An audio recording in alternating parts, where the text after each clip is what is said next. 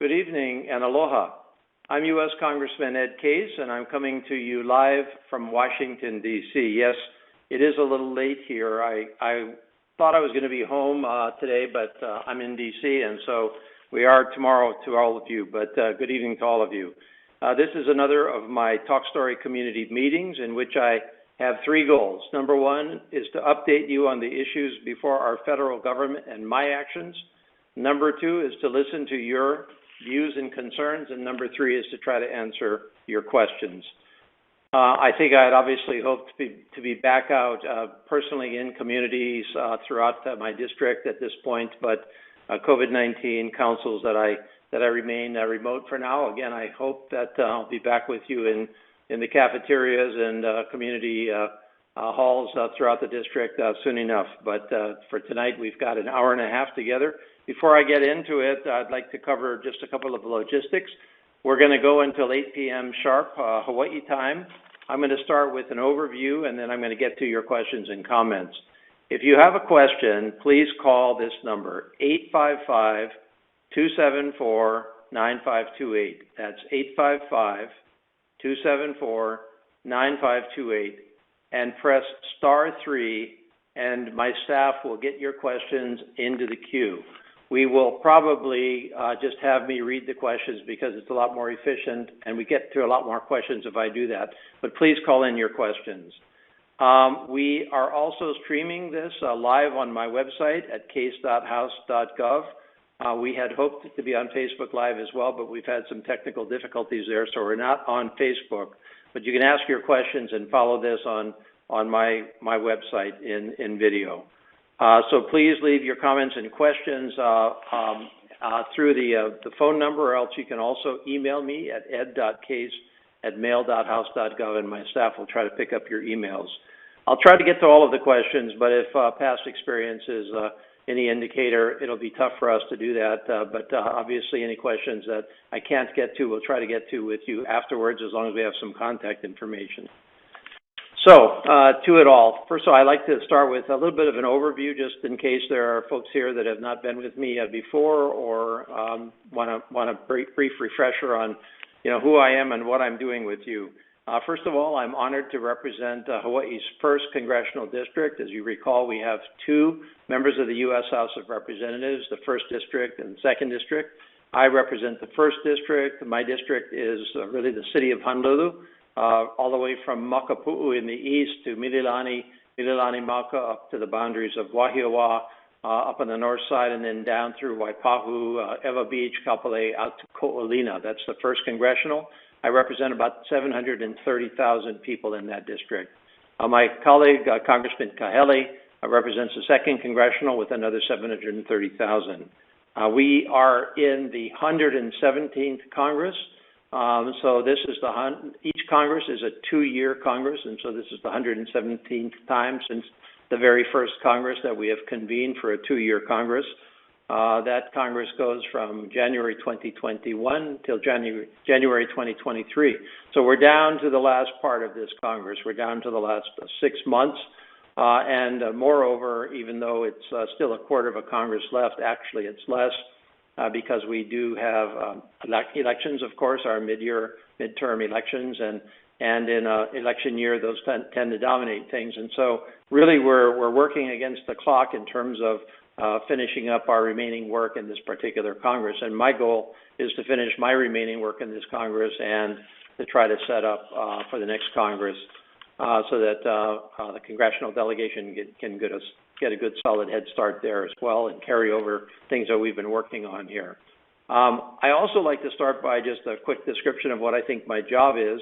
I think I have 3 components to my job as your U.S. Congressman.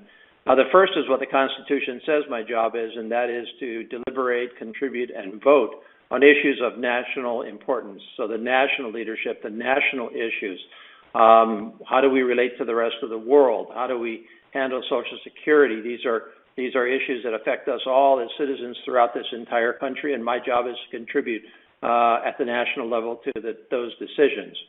My second part of my job is to help Hawaii specifically, and that is a critical part of my job. we are 5,000 miles away from where I'm sitting tonight, and oftentimes that's light years in terms of understanding of Hawaii, in terms of focus on Hawaii, and we're a small state as well.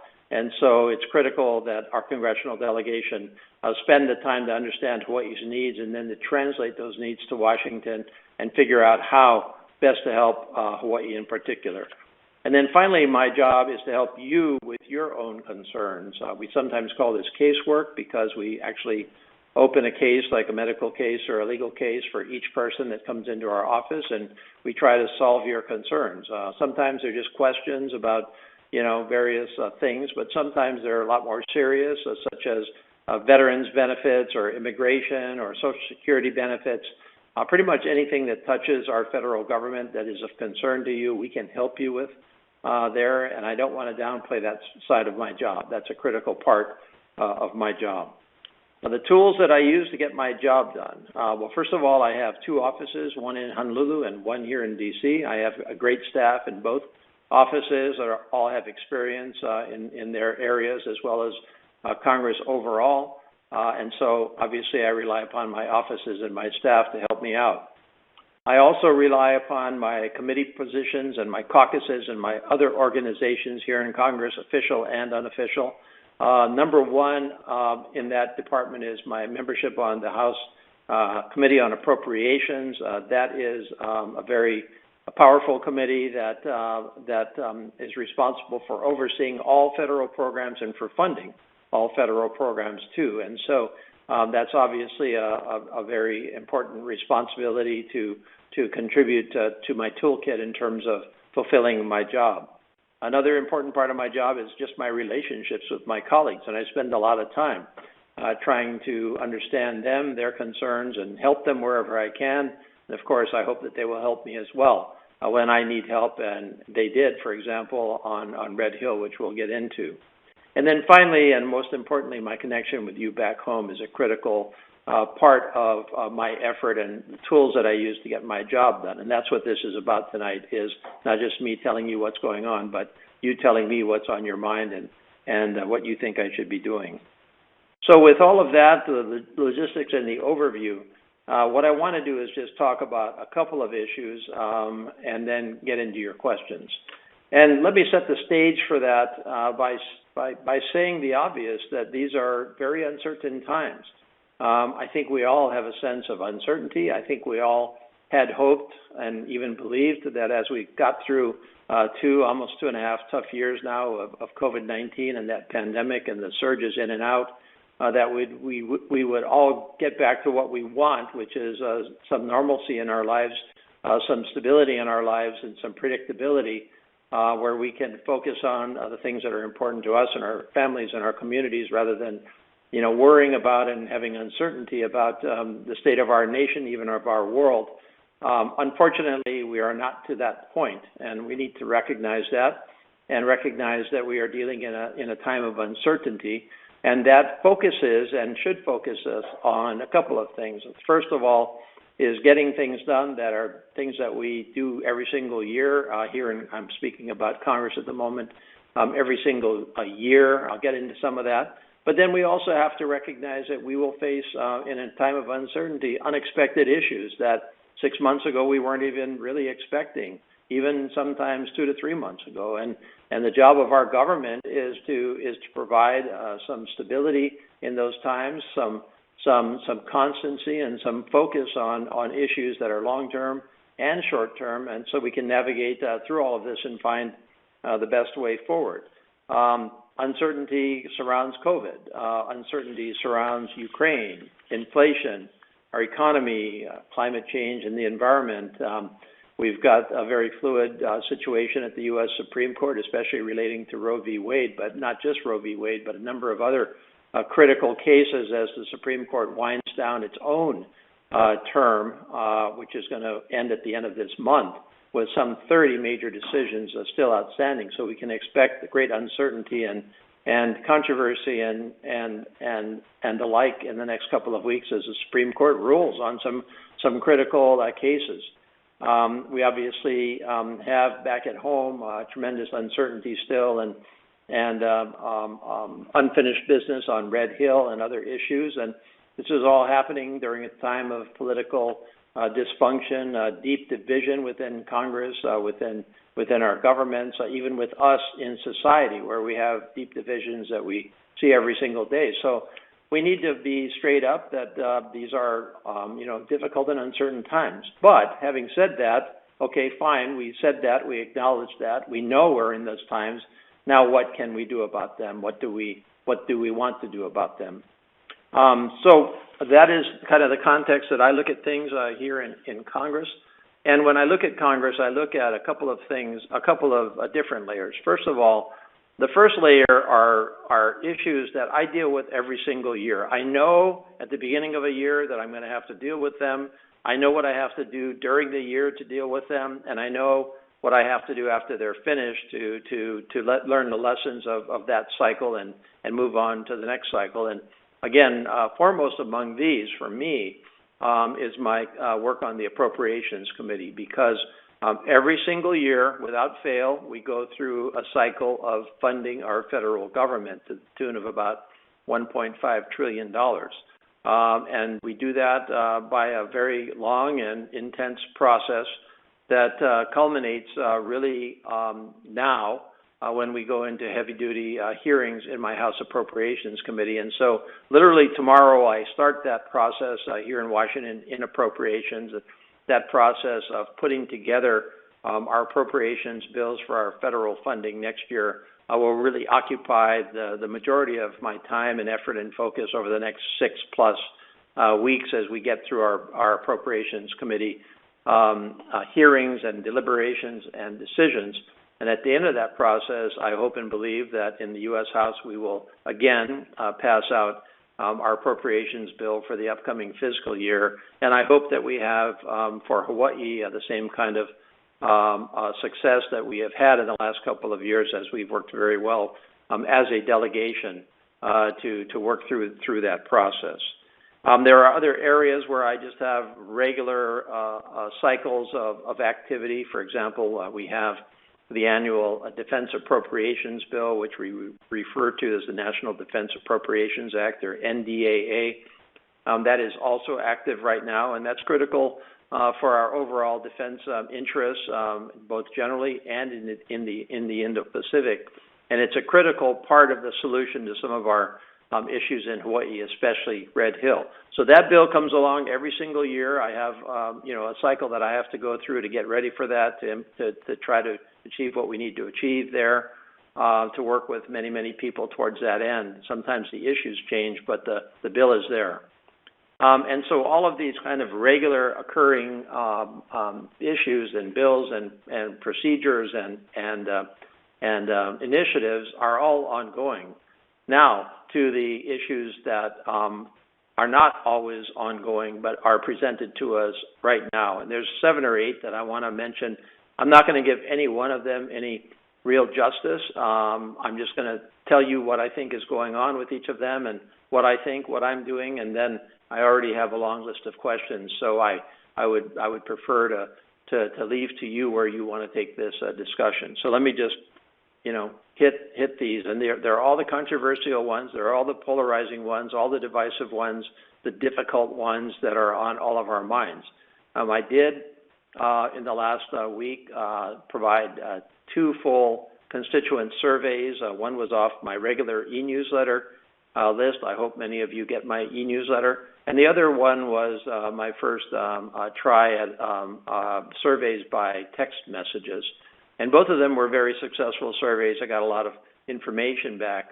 And when I asked in each of those surveys what your priorities were, what are you most worried about, I'm going to talk about the issues that you gave me as your top concerns, your top priorities, to just hit them straight on.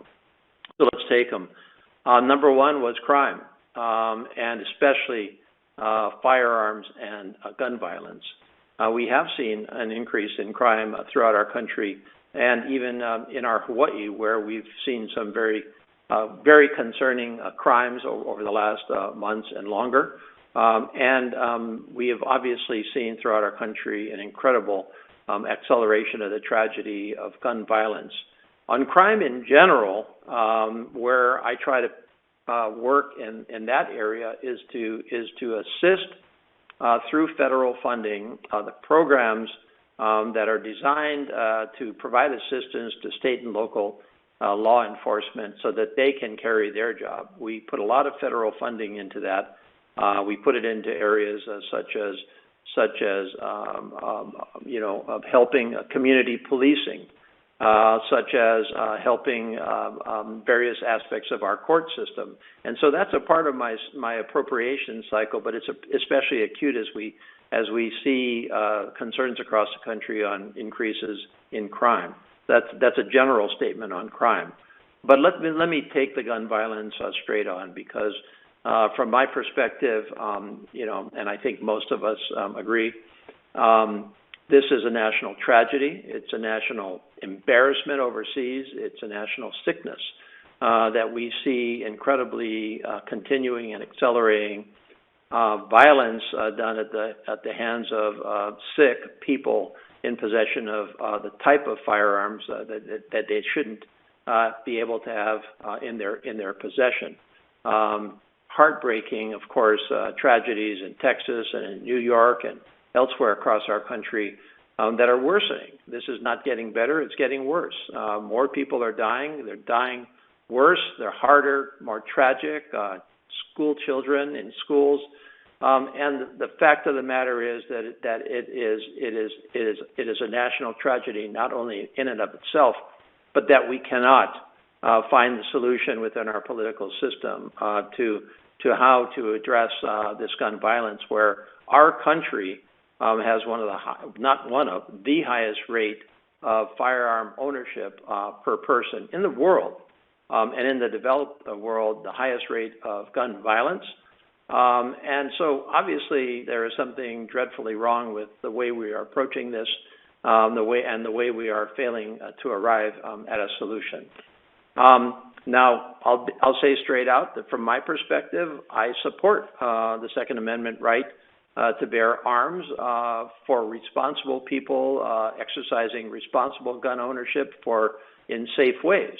And I have absolutely no problem with the ownership of many firearms for recreational hunting. I hunted myself growing up on the Big Island and for other purposes. But where I depart from some people is I don't believe that we need the wide accessibility of high-intensity assault weapons with high-capacity ammunition capacity that have the capability to kill a lot of people in a very short period of time. In fact, that's what they're designed to do. They have no other intention.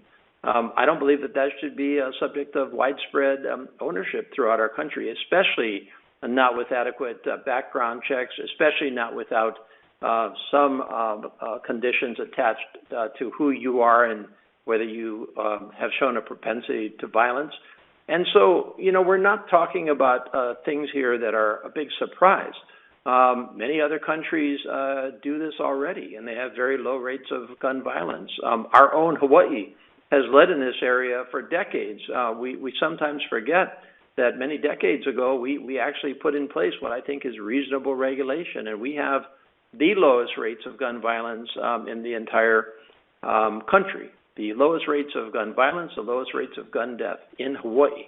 And there's a reason for that. So I see no reason why our country cannot emulate really the approach that we've taken in Hawaii. And I have introduced bills to that effect in Congress to provide for such conditions, to provide for increased background checks, to fund increased background checks, to provide for extreme risk orders, which is the idea that if you are at significant risk of committing violence, you should have a heightened standard of owning guns. These are, again, common sense approaches, I believe, and I think it's tragic that we cannot work our way through to a solution on these. Now, I will also say that many people are correct that it takes two things to combine for gun violence. Number one are guns, and number two are people. And so I completely agree that we have to apprehend and lock up criminals that would use guns. We also have to understand the mental health consequences of untreated mental health and what that does to the propensity to gun violence. We've seen that in spades in the recent weeks. And so, sometimes I see this dichotomy in the debate, which is a very disturbing one, which is one side saying, well, we got to worry more about the guns, and the other side saying, well, we got to worry more about the people. And frankly, I think we're going to have to worry about both of them to really do the right thing here and get gun violence under control. And so I support both sides of those. Now, we passed out of the House these reasonable conditions, and they have not, and it does not appear under the current composition of the Senate that it will pass the Senate. However, in recent days, the Senate has at least appeared to come to some kind of a compromise on some, what I would think of as baby steps, but nonetheless reasonable steps to deal with the mental health side as well as extreme risk as some of the strengthening of the background checks. And so this is complete unfinished business from my perspective. In Hawaii, again, we have a good solid system, I think, but the rest of the country is very, very inconsistent, and it remains not only a terrible tragedy, but a terrible urgency to really address gun violence at the national level. Let's talk about inflation, which is affecting all of us. And I asked you, was that a number one concern? And of course it's a number one concern to many, many of us, especially the areas of food and energy and housing, but affecting all parts of our community, people that are in school and education, where we see increases in tuition and other school costs to other aspects. And the reality is that inflation is a multifaceted beast there's no one answer to inflation, and it's terribly hard once it starts to get it under control, and we've seen this in the past. We've had periods of inflation, and we've had to work through them, and we have worked through them. And so the solutions are there, but we've got to go out and pursue the solutions to really get inflation under control. You can have a long debate about inflation and what to do about it, and who's right and who's wrong. But I think it's pretty straightforward to at least try to articulate some of the causes and then some of the approaches that we need to take. Number one, supply chains. So in other words, incredible demand for goods and services coming out of COVID-19, combined with a fair amount of money that has been saved up and not spent on things that you would otherwise be spending it on in a non-COVID period. And those two combined to drive up prices because there was a fundamental imbalance between supply, given supply chain disruptions, both in our country and from overseas, and demand, where there was increased demand. And so it was number one issue there would be obviously to loosen up those supply chains so that they're flowing again, so that the goods and services can actually get to us to be purchased or be consumed or be utilized in a more orderly and even way, as opposed to being restricted, which is what drives up the prices. So number one would be supply chain disruptions and supply chain solutions. And there are a host of initiatives that I've pursued here in Congress along those lines, both domestically and from the perspective of goods that we import from other countries. And number two, the fact is that especially in the area of gas and energy, Ukraine happened. And I don't think anybody disagrees that in that perspective, in that particular part of our economy, of our consumer spending, gas, energy, electricity, Ukraine is a huge part, the contributing factor. I mean, well over 50% of the reasons for that are attributable to the fact that the Ukraine invasion happened by Russia, and we chose correctly, and I'll get into this a little bit more, to cut off imports of Russian oil, which accounted for a great deal of imports to much of the world, and including us in Hawaii. And the fact is that we have to provide for other alternatives to the supply of oil and energy and electricity that's still fossil fuel based in large part. We can't snap our fingers and get away from that inside of days and months. We obviously need to move away from that, but we can't do it by just saying tomorrow we're not going to do it. And so that's a key part here of dealing with inflation is increasing domestic supply and then getting that domestic supply to all parts of the country that need it, including in Hawaii. The other thing that we need to do for inflation is that clearly one of the contributing factors to inflation was federal spending on COVID emergency assistance. Now, I believe we had to do that. I believe that we would be in a far worse situation today had we not done that during COVID-19. But the fact of the matter is that putting trillions of dollars into an economy that were still in the economy when COVID started to wind down, and that money was available and being spent and was being matched against lower supplies, that did contribute to inflation. So obviously, we can't continue to spend at that level unless it's absolutely critical, and right now it's not absolutely critical.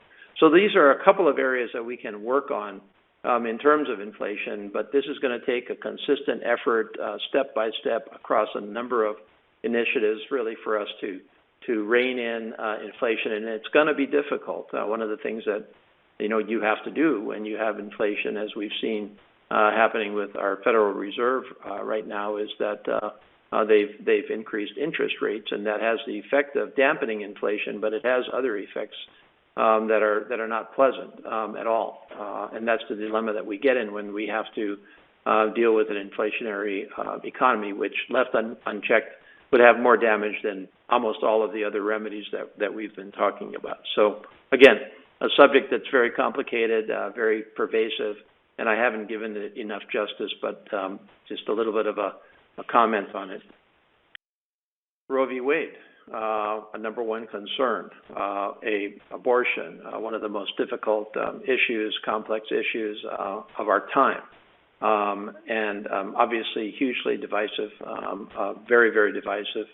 I have believed for decades now that Roe v. Wade was the best overall balancing of interests in this difficult area. That women should have the right of decision in consultation with their families, with their own religions, with their own situation, up to a point. So in other words, the earlier parts of pregnancy, but that after you got into the later parts of pregnancy, you didn't get an unrestricted choice. It had to be a very, very specific and extreme situation for a woman to be able to elect to terminate a pregnancy then. That's a difficult formulation that Roe v. Wade had put together 50 years ago. And so the fact that the U.S. Supreme Court is thinking about throwing that out is I think, very, very tragic. I will say that straight up. We'll find out what the court actually rules. Now, again, like guns, in Hawaii, we have followed that formulation for many, many decades. In fact, we were one of the first to arrive at that balancing, and I think it has served us well. I think that we have the right balance in Hawaii. And reportedly, the U.S. Supreme Court decision will basically say if the draft that we already saw does become the ruling of the court, and we don't know whether that is going to happen or not. We'll find out soon enough. But in that case, every state would be left to make its own decisions. And that may be well and good for a state like Hawaii, but that will condemn somewhere around half of the country to laws that I think are just not fair and not correct in this way. And so I do believe we need a national standard. I have voted in the U.S. House to provide for national legislation that would essentially codify Roe v. Wade. Again, that has passed the House, not the Senate. I don't think it will pass the current Senate. And so we are going to have to work through the next couple of weeks that are going to be very, very difficult for this issue and even beyond those next couple of weeks because obviously we're going to continue with this basic disagreement for the foreseeable future. And I hope that we can come up with some accommodation. I think we need to, but if we don't, it's going to continue to develop very large discrepancies and injustices in treatment across our country. COVID-19, let me touch on COVID-19 very briefly. Of course, the last 2.5 years, that's been pretty much my number one focus for much of the last 2.5 years. My number one focus clearly for last year and the year before. Trillions of dollars spent on emergency assistance, of which we succeeded in getting about $21 billion or more to Hawaii. I think that was critical to Hawaii. We still have some of that COVID money out there, and although we have, I guess, worked our way through, knock on wood, the worst of COVID-19, as the surge in Hawaii, which is one of the hardest hit in our whole country right now in terms of surges. We have some of the highest statistics now in our entire country in terms of infections and red zones as opposed to yellow and green zones, and et cetera. So that just indicates that we can't look the other way on COVID. The restrictions themselves are not in place anymore, but the advice is still to be highly, highly careful and not to let your guard down. The advice is still to get vaccinated up to and including the boosters that both decrease your own risk as well as the risk of those around you. And so the advice remains the same, and I think the advice there on COVID is, although there's not a need for further federal emergency assistance other than in the areas of helping out with vaccines, we can't just put that chapter up on the shelf and call it a day. That's not the way it's going to work, and we do have to continue to be highly careful, and obviously it continues to occupy, my world here. Let me talk about China, because one of my areas of focus here in Congress is our Indo-Pacific generally, and China specifically, where I have, no illusions about what China is trying to accomplish and why and how. And sometimes people say, well, what does that have to do with Hawaii? Well, it has everything to do with our Hawaii, as we see China in recent weeks trying to expand its influence across the Pacific much closer to Hawaii than ever before. So this is not a remote possibility for us. Now, would China ever try to outright invade Hawaii? Well, I think that's fairly remote. But can China influence us in a negative way? Yes, it absolutely can. It can influence the people that we relate to, that we do business with, that visit us here, and that in and of itself is a problem. But on a broader level, I think we have really seen in the last couple of months a real unfortunate crystallization between really regimes around the world, and I put China and Russia among them, that just have a different approach to how they believe their countries should run, highly authoritarian, highly controlling, and a system that I think has worked well for our country and our world, which we have led, that I think is the better way. And so the fact is that we are the leader in the world, along with our allies and friends, and so we have a stake in the outcome of where China goes, and that is something that we all have a part of in terms of our country. That takes a lot of particular initiatives in Congress. I'm the co-founder of the Pacific Islands Caucus. I try to focus in particular on the islands of the Pacific that to some extent have been left to the side in recent decades, but now really need much more help and attention from us and others throughout the world. But this is a national and international issue that will be with us for a long time. Ukraine, while we're at it, the Russian invasion of Ukraine was absolutely unjustified. No justification, no excuse, no reason. A brutal invasion. I was in Europe, including areas right up next to the border of Ukraine and of Belarus, which is Russia's friend and ally. I went into the refugee camps in Poland, and it's obvious the toll that invasion has taken from a humanitarian perspective. But the stakes couldn't be higher. If a country like Russia, without justification, without provocation, without any sanction by the rest of the world, can simply decide to invade another country and kill its people and take its territory and destroy that country. If Russia succeeds in doing that in Ukraine, that's a problem not only for Ukraine, not only for Europe, but it's a problem for all of us. And so we can't allow that to happen. We cannot allow Russia to succeed there. That is not an acceptable alternative for us, any of us. And so I have supported the President in the aid that we have sent to Ukraine, both defense aid and humanitarian aid. We have supported that to the course of tens of billions of dollars.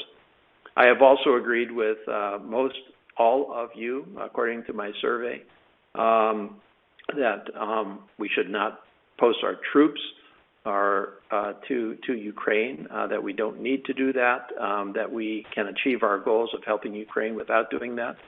And so I think this is always going to be a difficult balance. But in the big picture, we have to help Ukraine. And again, that comes at some consequence to us back at home, especially in the area of fuel and energy prices.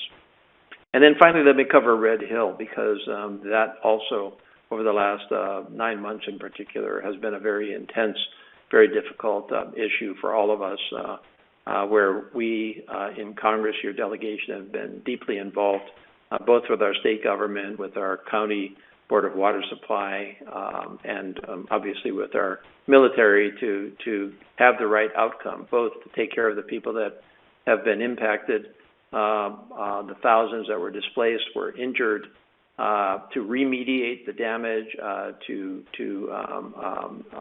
get the Department of Defense to do the right thing, to decide to defuel it and to close it. And of course, you know that the Department of Defense has decided to do that. And so that's good news. That's the right news. The problem is a couple of things. First of all, that's a very expensive proposition, and so that's where my work on the Appropriations Committee, along with my colleagues, Senators Hirono and Schatz, as well as Congressman Kahele. Hirono and Kahele are on the Armed Services Committees, who direct the military in what to do, and Senator Schatz and I are on Appropriations, and we oversee and fund what the military needs to do. And so we have all been on the same page in terms of not only the outcome, but the funding necessary. We were very fortunate and successful, I guess I would say, to gain about $1.1 billion in emergency appropriations just a couple of months ago in the last fiscal year appropriations bill. And so that was great news. That was really the only emergency appropriation to a specific project in the entire bill in the entire country. But our colleagues understood and agreed that we needed that now. The President has come in for another $1 billion for the current fiscal year and beyond.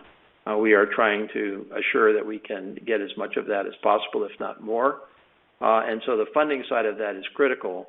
But the other area that we're going to have to work through that is that what has come up in the course of the independent consultants' review of Red Hill is, as you probably have seen in the media back at home, the time frame for achieving defueling will probably be longer than any of us expected or wanted or is possible. So in other words, while we had all hoped that we could defuel what would be pretty simple and could be accomplished in a couple of months, doesn't look like that's going to happen. It may be a couple of years because the deficiencies in both the personnel administration of Red Hill as well as the actual equipment cause a significant risk of even moving that fuel from where it is right now. So the system has to be stabilized. The personnel need to be stabilized in terms of the procedures to move the fuel, and we've just got to take care of that before we move that fuel. And so where things stand right now is the consultants' report with the Navy and with the State Health Department to convert that into a plan that everybody can agree is the right plan. We expect to be able to get into some of the details of that plan by the end of the month. And then it's going to be our job in Congress to try to implement that, oversee that, and fund it. So that's where Red Hill is right now. Finally, I just want to mention some good news, and that is that we did fund the bipartisan infrastructure package last year. That was $1.2 trillion generational investment. We expect about $3 billion to Hawaii. That was good news. I was very proud and happy of that bill. But now we have to make sure it translates into money to Hawaii. So my focus is very, very much on getting that money to Hawaii, number one, and then getting it spent in Hawaii in a way that's going to actually contribute to improving our infrastructure across the board: roads, sewers, bridges, ports, broadband, schools, et cetera. So that's my report. As always, I think I took way too long to do it, and I apologize for that. But a lot on my mind, and I think I tried to hit the areas that you told me are the most important to you. So what I'm going to do now is I'm just going to go to questions. Again, if you have a question, please call it in at 855-274-9528. 855-274-9528. Press *3. Somebody will take your question. Or you can email me at ed.case@mail.house.gov, and we'll try to pick it up. I'm just going to work my way down the list. Every question I'm going to get to. Number one, from Ivan. Please talk about your work with the Problem Solvers Caucus. Thanks for that, Ivan. So the Problem Solvers Caucus is an attempt to see whether we can find a more systematic way to try to reach some consensus that would actually pass a divided Congress. And so that caucus was formed several years ago. I'm a member of that caucus, and it consists of an equal number of Republicans and Democrats. At present, and this is a House caucus, by the way, so U.S. House members, there are now 29 Democrats and 29 Republicans. And we meet periodically to talk about issues and see whether we do have agreement in areas. And where we do have agreement, we try to act collectively to get things passed through Congress, because I think we all realize and acknowledge and face the reality that we have a divided Congress, and we have a situation where neither party can really ram it down on the other party, especially when you take a look at the Senate, where you need 60 votes for the most part to pass anything. And there are 50 some odd Democrats, and well, there are 50 Democrats, and it's evenly split. And so even if you could pass something in the House, it wouldn't mean that it would pass in the Senate. So we also work in some way, shape, or form with our Senate colleagues across from the House to the Senate in trying to find those middle ground solutions that can actually get passed. Because we can sit here and yell and scream at each other, and maybe that'll make us all feel good, and we may well be right on the issues, but you still have to try to pass something through Congress. So the Problem Solvers Caucus is one mechanism for doing that. The bipartisan infrastructure package, which, again, I think was the most successful thing we did in the entirety of this Congress, came out of the Problem Solvers Caucus. We are working on large bills having to do with China and getting our supply chain stabilized in the Problem Solvers Caucus.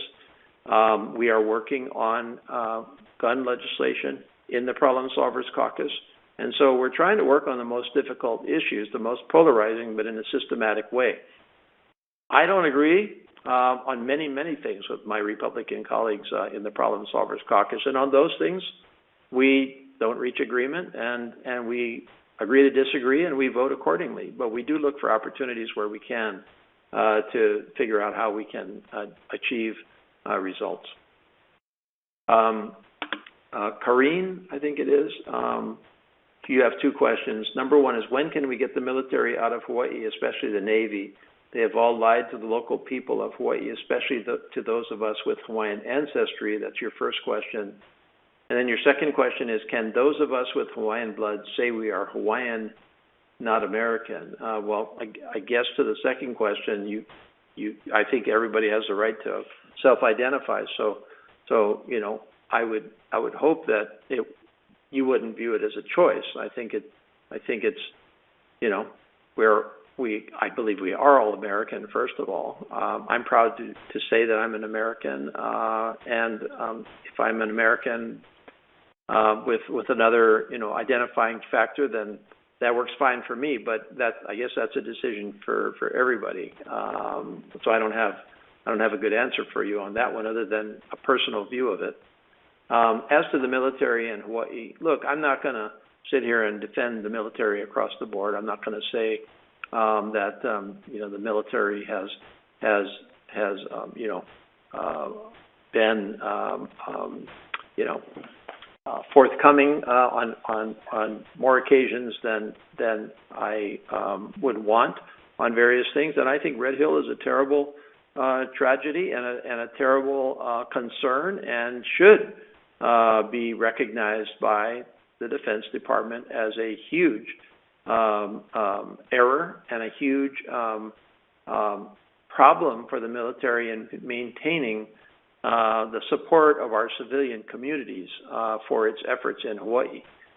So I'm not defending the military across the board on it, but I will say to you in the same breath that I think that the military presence in Hawaii is critical, not only for our country, but for our Hawaii, and that as part of our country, we owe to our country an obligation to host and assist our military where we can, as long as our military is respecting us locally and our local needs, our local culture, our AINA, and so this is a very difficult balance sometimes, because sometimes we do have conflicts between military uses and civilian uses, and I think both sides are guilty of not fully appreciating on occasion the other side's perspectives. But nonetheless, it's still our state, and we still need the military to be guests in our state, good, solid guests in our state, and I support that. And so I cannot support your statement that we should get the military out of Hawaii. I respectfully disagree with you on that. But is the role of the military an ongoing concern? Are there areas that they have to correct, otherwise they cede the right to utilize our resources and to be hosted here? Yes, absolutely. And we have very big questions coming up in the next 10 or 20 years about the military role in Hawaii as we go down into the future. But generally, I'm supportive of the military in our Hawaii as long as they are respecting and honoring our concerns. Lloyd, I'm sorry, Lloyd, you don't have a question? Thank you. Okay. Dan, I would amend Section 230 to remove social media's liability limitation. Please comment. So Section 230 is a provision of federal law in the Telecommunications Act, which is a very, very old law, but Section 230 is a little bit more recent. And what Dan is talking about in this context is that Section 230 basically says that an internet service provider, so somebody that just sets up the internet but has no role in what is put on the internet, cannot be liable, is shielded from liability for the content that goes on that service provider's sites, cannot be sued. So let's take a very egregious example of right now. So some of the gunmen that committed the incredibly tragic and acts of violence posted on the internet and advertised even beforehand what they were going to do. Now, does that mean that the person that hosts those posts or the companies can be sued because they hosted something that turned into violence? Well, Section 230 says no, and that's very, very controversial because the pro of that is that we should not permit the internet to be an instrument of the violation of our laws. The con of it is that we should not shut down free speech, and that the internet should be available as a marketplace of ideas and even very controversial debate. And if we go down this road, we will get to censorship. And so those are the two poles in the debate.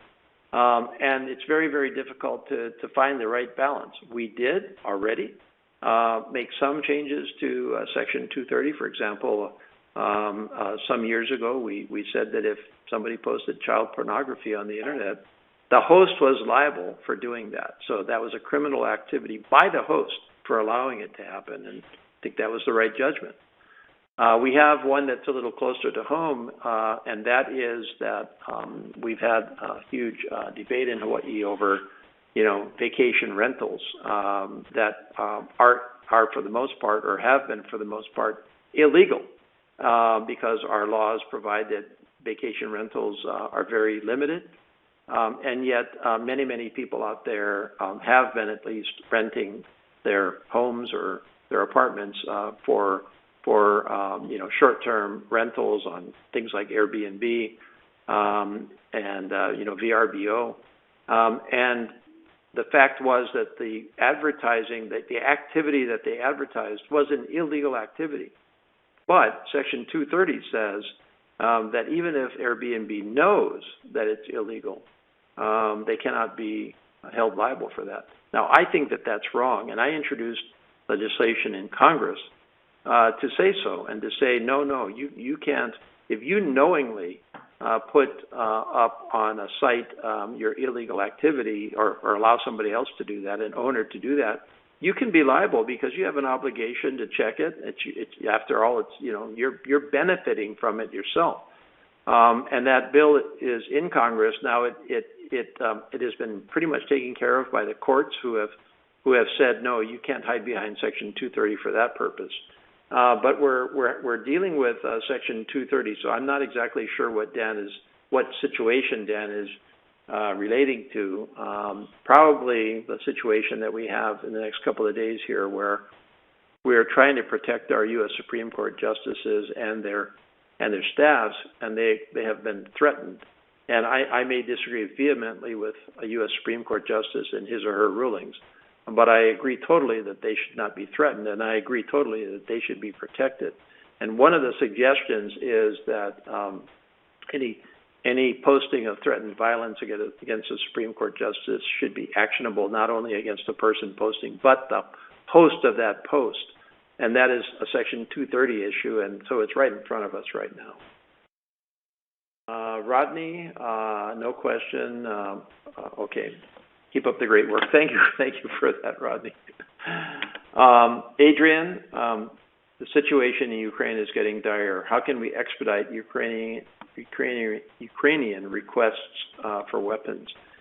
I spoke to this earlier, Adrian. I completely agree. It is a very dire situation, although I distinctly remember virtually the entire world saying Ukraine would fall within 10 days. And so to know today that Ukraine has not fallen and has not ceded most of its country at great loss and expense in life and war crimes, really, with some assistance from us more now, is nothing short of incredible and inspiring. And like I said earlier, we must support them. We have totally ramped up our provision of defense materials to Ukraine. We are pretty much providing Ukraine with most of what it wants and needs, which is more in the range of ground warfare types of things. So, for example, ground-to-ground artillery and anti-tank stuff, that kind of weaponry. We are providing that in great amounts to Ukraine. We are in some cases diverting it from other parts, and we're not risking ourselves at all, but we're trying to get to Ukraine what we can get to Ukraine. And like I said earlier, we have funded that on a number of occasions already. The most recent was about 4 or 5, 6 weeks ago when we funded a $40 billion emergency appropriation to Ukraine for a number of areas, primarily defense. And from my perspective, I believe that Congress is going to support the president and Ukraine with what they need to wage this wages more. William, status of the Jones Act exemption. So again, the Jones Act, federal law that says that when you're transiting goods between two U.S. ports, you have to use U.S. ships. You cannot use international shipping. So if an international ship comes along and says, well, I can take a container from California to Hawaii for 1/4 of the cost that Matson or Pasha will do it for, you can't do that because you cannot use that ship. It's between two U.S. ports. And I don't agree with that law because now there are good reasons for that law to protect U.S. shipping and to make sure that we still have a shipbuilding capability in our country. But that was when we had hundreds of Jones Act ships. Now we're down to less than 100.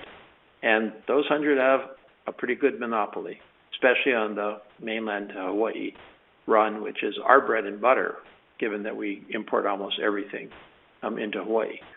Now, if the mainland wants to do it, and you know they've got opportunity, they have options rather. They have trains and planes and buses.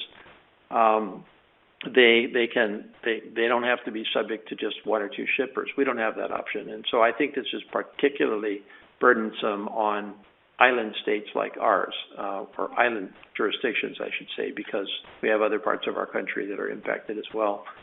And so I've asked for an exemption from that, and I've been fighting that battle against very great odds for a couple of years now. The odds are that when you have a federally created monopoly that's making you a lot of money, you're not about to give it up. And so this is a struggle. Now it's interesting that the one area that the Jones Act has really entered into is relating to Ukraine, because we were, before Ukraine, importing somewhere around 33% of our energy needs from Russia, because primarily because we could buy it on the world market and because we could use international shipping to bring it straight from places like, Libya and Asia directly to Hawaii. It never had to go through the rest of the United States. So because it was going from a foreign port to Hawaii, it wasn't subject to the Jones Act, and it was much cheaper to bring it to Hawaii. Now Ukraine comes along, and we rightly said in Hawaii, no, we're not going to import that Russian oil anymore, and we have to do that. But the problem then is if we can only go elsewhere in the world, it's more expensive, and it's better for us to get some of that oil domestically at that point. But if we have to use Jones Act ships, first of all, there are no real tankers available to bring the oil from the continent down to Hawaii. They're all in other uses, number one. And even if we could get a tanker to bring it down from elsewhere in our country, it would be prohibitively expensive. So I asked the president to waive the Jones Act in the case of Ukraine and oil shipments from elsewhere in our country to Hawaii. And basically the answer back has been, if you find yourself in that very difficult situation where you cannot get oil from elsewhere in the world at a comparable price to what you were getting it from Russia in terms of international shipping, then come back and let's talk about this again, which I think is a very positive response. So that's a little bit on the Jones Act. Charles, will there be more relief for small businesses after the restaurant revitalization, RRF, didn't get passed?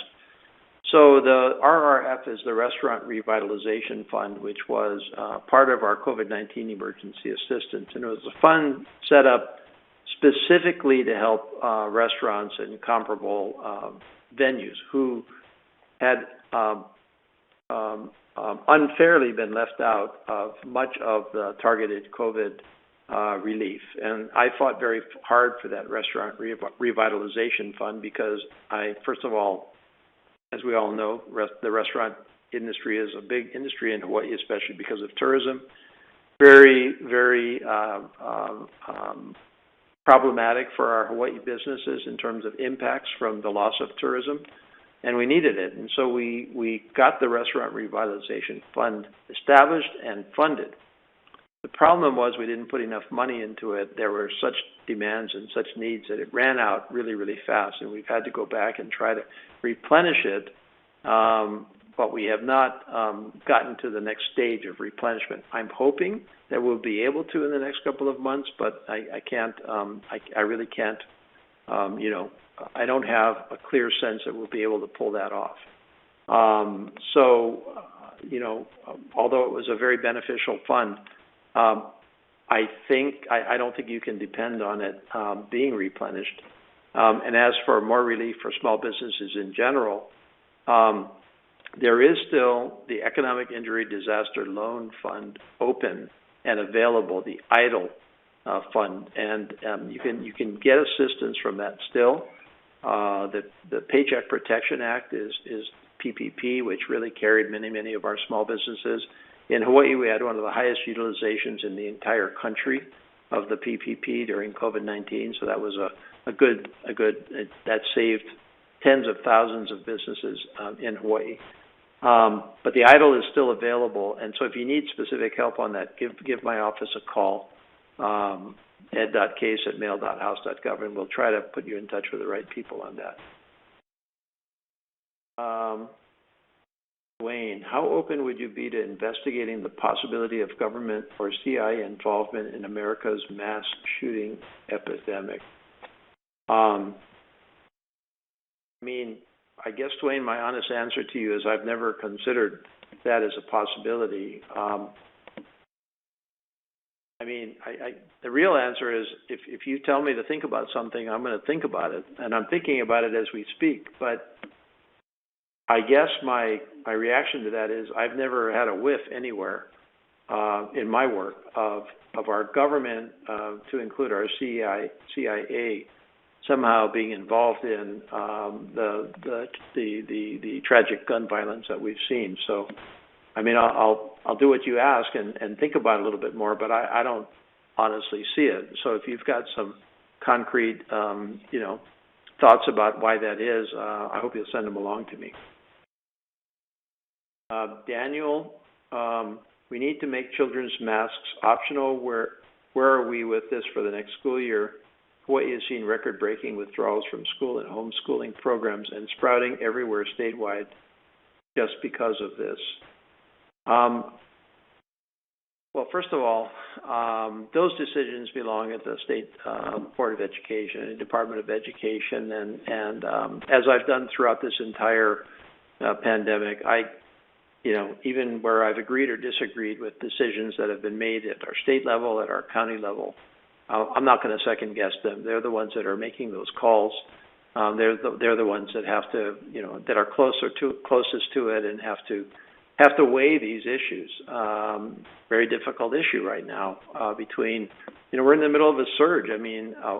3 of our 4 counties are at the highest risk level of COVID infection there is, and so we have to take that seriously. And if we've got everybody going back into schools, we obviously cannot just function, at a pre-COVID level. There have to be some precautions, and where our school systems have chosen masks to continue mask wearing, I can't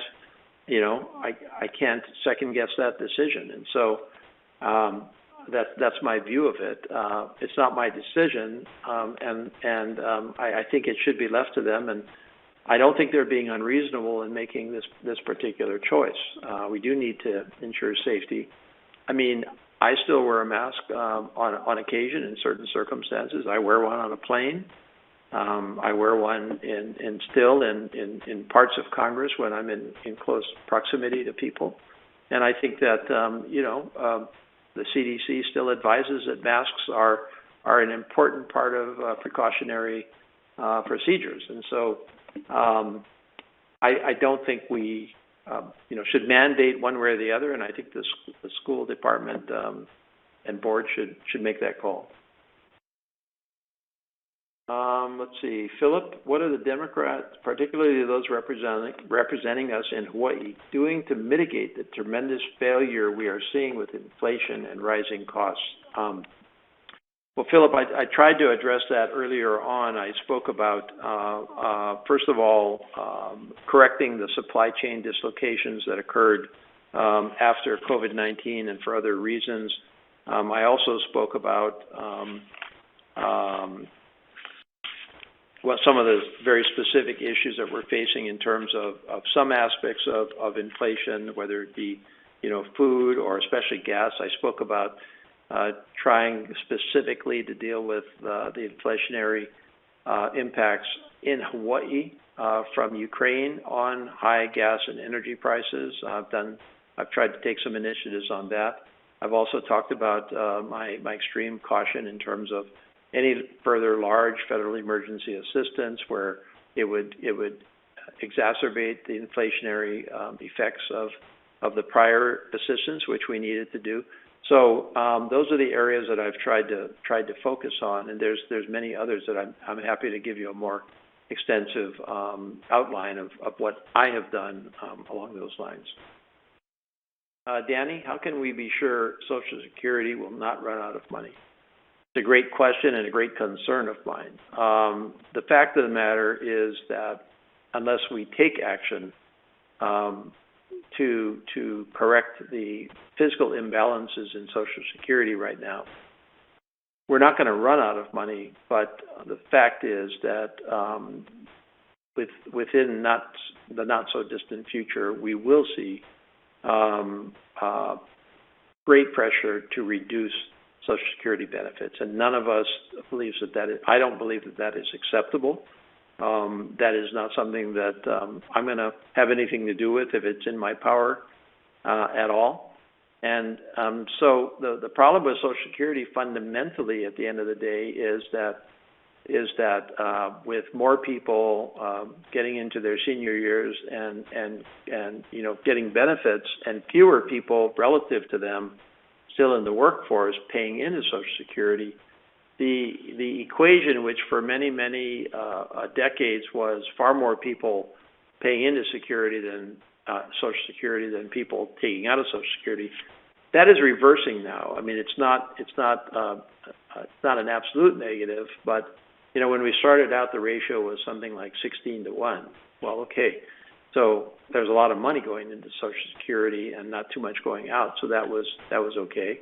But now we're down to somewhere in the range of 2-1, and that's and the trend is in exactly the wrong direction. And the fact of the matter is, we have very tough decisions to make to save Social Security.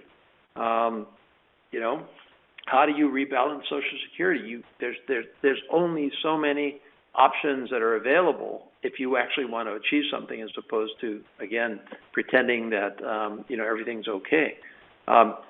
One solution is to increase the cap on income that is subject to Social Security. Right now, if you make above a certain amount, that amount over and above the cap is not taxed for Social Security. And I don't believe that we can afford that, at least at that level anymore. We always have the very, very difficult issue of when people can actually retire and start Social Security benefits.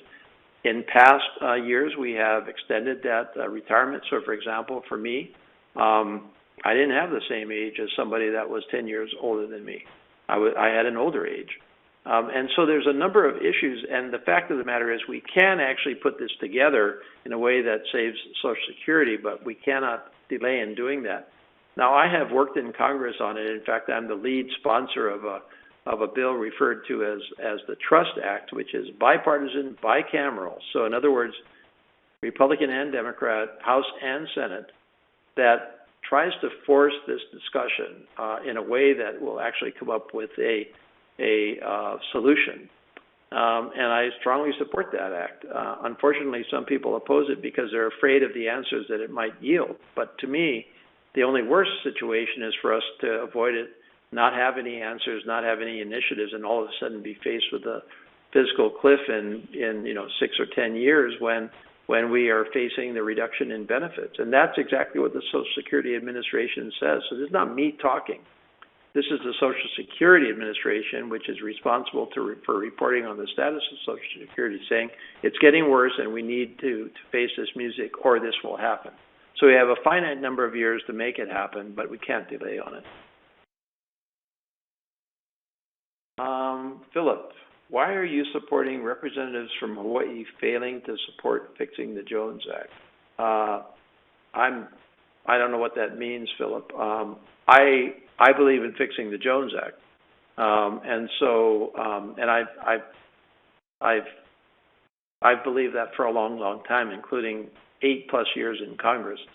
So please go to my website at case.house.gov, and you will find there descriptions of what I've done on the Jones Act. I believe in fixing the Jones Act, so I'm not sure what you're referring to, but if I'm not answering your question, then email me and we'll try to get your question answered.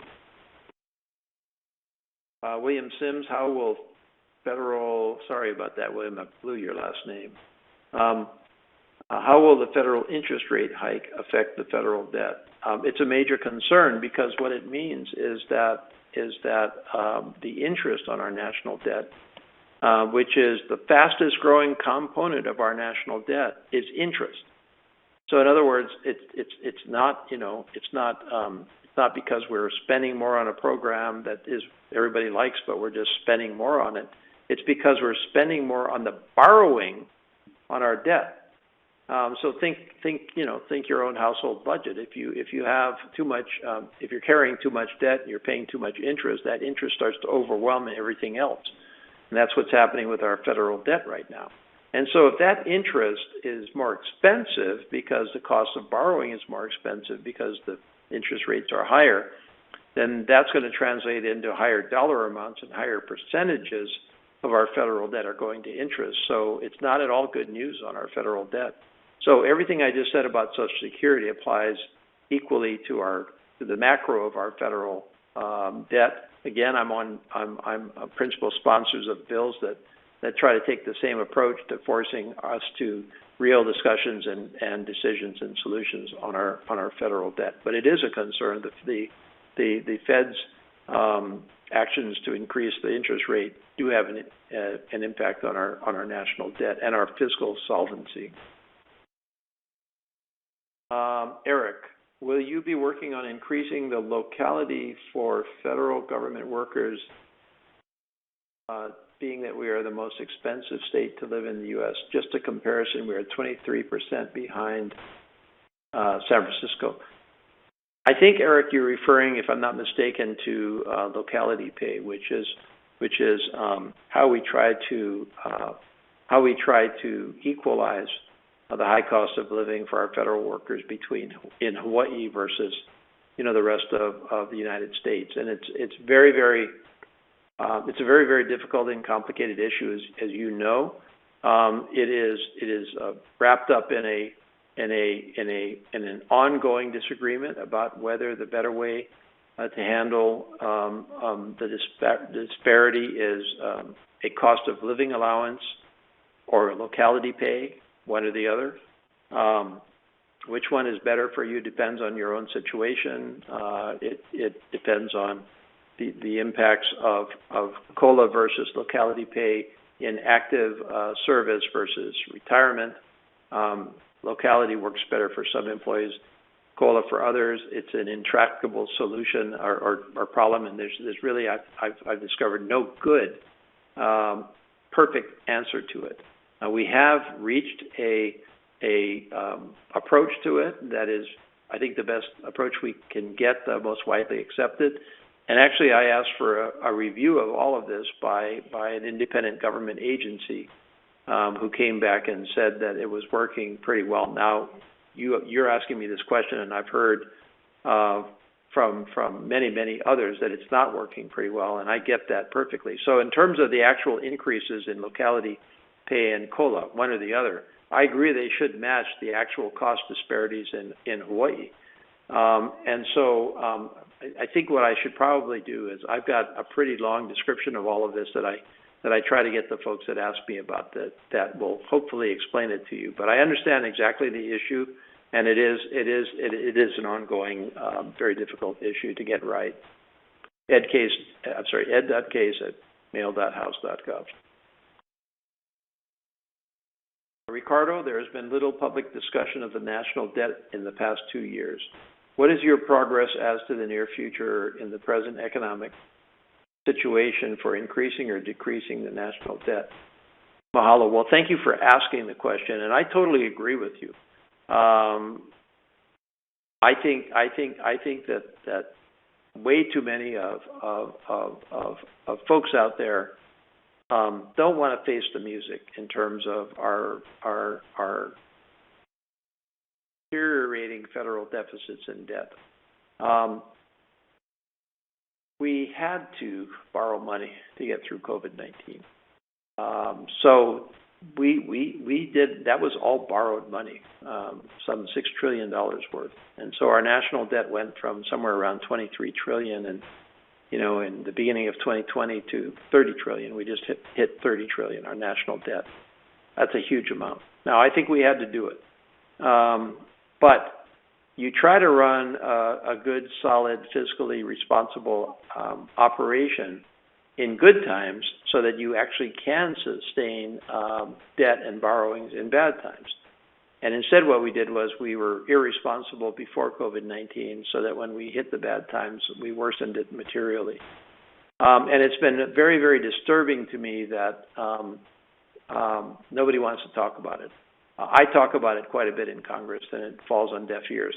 I'd like, if you could, to email me at ed.case@mail.house.gov and ask me this question, and I will send to you my testimony, my personal testimony to the House Committee on Budget about 3 weeks ago, in which I laid out my concerns and my solutions on the national debt and deficits. In fact, you can find it on my website at case.house.gov. So if you can't find it, look it up. But this is a huge concern of mine, and I agree with you. I don't think we're talking about it enough, and I think that inflation is partially due to the fact that we haven't taken care of our national fiscal situation, because that is one consequence of high levels of debt is inflationary pressures in the economy. And so I think we are facing some of that music right now, and that's a big puka to dig ourselves out of. Brent, can a federal gun tax scaled by maximum compactable ammo be dedicated to aid funding law enforcement and community policing programs? Yes, I'm just thinking about it. We do obviously, we do impose fees on firearms transactions throughout our country, and those do in fact partially fund firearms-related issues, education, some enforcement. And so the model is there. Some states do it directly. I think Hawaii does it. But I haven't thought about it in the context of how you actually put it together here. But I don't see why not. It is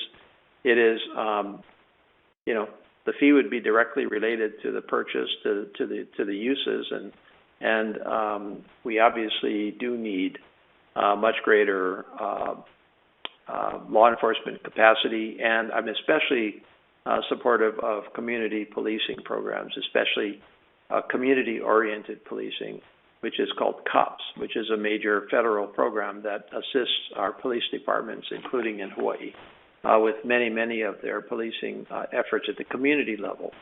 And so they always can use, and I always try to make sure that they're funded to their needs.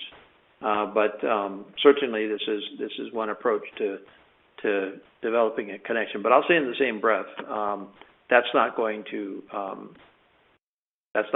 solve gun violence in and of itself. We still need reasonable regulation of ownership and operation, especially of certain types of guns that I don't believe have any real utility in our society other than to do what they do, which is kill a lot of people very fast. And those are the ones that we really have to worry about.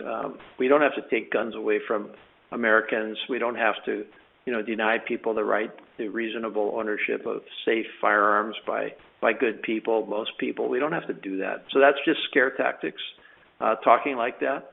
But we do have to have some more reasonable conditions on gun ownership that are designed to avoid the type of gun violence that we've seen. Time-tested procedures like we've, again, done in Hawaii and that other countries have done.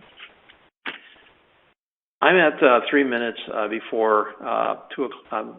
What is it? It's 2 o'clock here in the morning, and it's your 8 o'clock. So unfortunately, we're out of time. That always happens to me. These always go by much, much faster than I ever expected. I want to thank you for listening to me in the beginning. I hope that you got some sense of what I'm up to, the issues that we're facing in Congress, and some of my thoughts on what we need to be doing about those issues. I hope that they would have stimulated you to contact me with your own additional questions and concerns. I definitely appreciated the range of questions and hope that I answered all of them in some way, shape, or form. Again, if you were listening in and didn't ask your question or you didn't think I gave you an answer to your question or there's some follow-up, ed.case@mail.house.gov. I invite you to go to my website at case.house.gov for further information. And one final note before I leave you. I religiously send out mass communications to you every once in a while, so e-newsletters, print mailers. I've been doing text messages. I've tried out text messaging, and that's to reach out to as many people as possible to tell you what I'm up to and to ask for your input and your help and your guidance. The rules of Congress are that in the 60 days before an election, which we call the blackout period, I can't do that. And the idea is that I shouldn't be taking it. I guess the idea is I shouldn't be taking advantage of my office for political purposes. And I'm fine with that rule, but the fact of the matter is 60 days starts tomorrow. So I will not be able for the next 60 days to send you newsletters, to send you print mailers, to have another talk story, or at least to advertise the talk story. So we're going to have to just rely for now on your contacting me. I can respond to you, I can outreach to you, I can do a lot of other things. I just can't do those things. So this is going to be a little bit more of a quiet period for me under the rules of Congress. And I'll look forward to getting out the other end and getting back in touch on a more widespread and systematic basis. In the meantime, please contact us. Remember your questions, your guidance, your advice, your needs. Please get in touch with us and let us know what you need. My staff and I are here and available, and we look forward to hearing from you. So with that, Congressman Ed Case from Washington, D.C., signing off. Aloha.